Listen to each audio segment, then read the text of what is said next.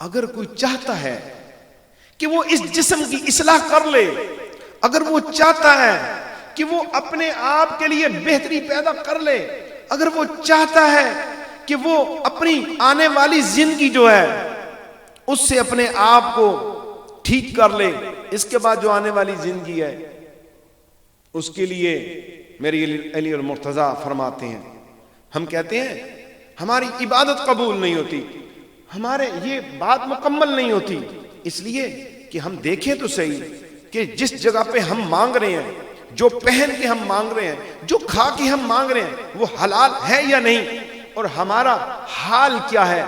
اگر یہ چیزیں بالکل پاک ہیں، صاف ہیں، ستھری ہیں، تو پھر اس چیز کو ساتھ اضافے کے ساتھ کر لو، تو پھر دیکھنا کہ تمہارے اوپر اللہ کی عنایات کیا ہوں گی۔ میرے علی المرتضیٰ فرماتی ہیں نور المومن قیام اللیل،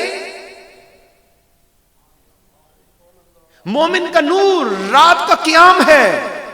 رات کے وقت کی عبادت کرنا مومن کا نور ہے، اور یہ ایسا نور ہے جو اس کے دل کو منور کرتا ہے، اس کی روح کو منور کرتا ہے، اس کی زبان کو منور کرتا ہے، اس کے چہرے کو منور کرتا ہے، اس کی عادتوں کو منور کرتا ہے، اس کے اخلاق کو منور کرتا ہے، بلکہ اسے سراپا نور بنا دیتا ہے۔